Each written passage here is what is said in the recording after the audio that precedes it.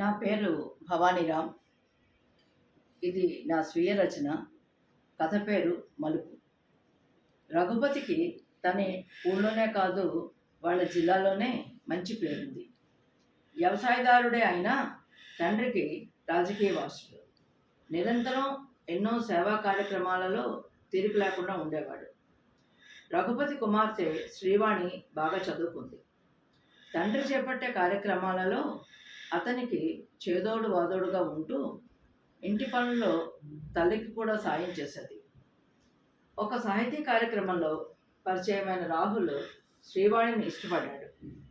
రాహుల్ తండ్రి రఘుపతితో ఈ విషయం ప్రస్తావిస్తే రఘుపతి శ్రీవాణితో తన భార్య శాంతతో మాట్లాడి వాళ్ళ పెళ్లికి అంగీకరిస్తాడు.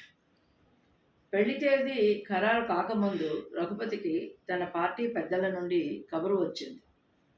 రఘుపతితో వాళ్ళు ఈసారి ఎన్నికల్లో ఎమ్మెల్యే అభ్యర్థిగా రఘుపతిని ఎంపిక చేసినట్టు, అయితే తన కూతురికి కులాంతర వివాహం చేస్తే ఆ నియోజకవర్గంలో రఘుపతి కులం వాళ్ళ సంఖ్య ఎక్కువగా ఉండడం వల్ల ఎన్నికల్లో వాళ్ళు ఓటు వేయకపోతే రఘుపతి ఓడిపోతాడు, కాబట్టి ఆ పెళ్లి చేయవద్దని అతనికి సూచించారు.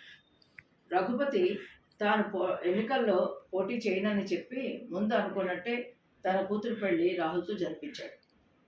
ఎన్నికల్లో రఘుపతి పార్టీ ఆ నియోజకవర్గంలో ఓడిపోయింది. ఎన్నికల తర్వాత పార్టీ పెద్దల నుండి మళ్ళీ పిలుపు వచ్చింది.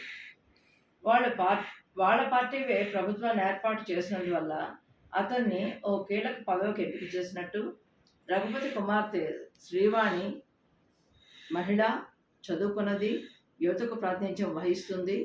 అన్నిటికీ మించి ఆమె తర్వాత ఎన్నికల్లో పోటీ చేస్తే రఘుపతి కులం ఓట్లు, ఆమె భర్త కులం ఓట్లు కూడా పడతాయని తాము భావిస్తున్నందువల్ల ఆమెని రాజకీయాల్లోకి తీసుకురమ్మని చెప్పారు.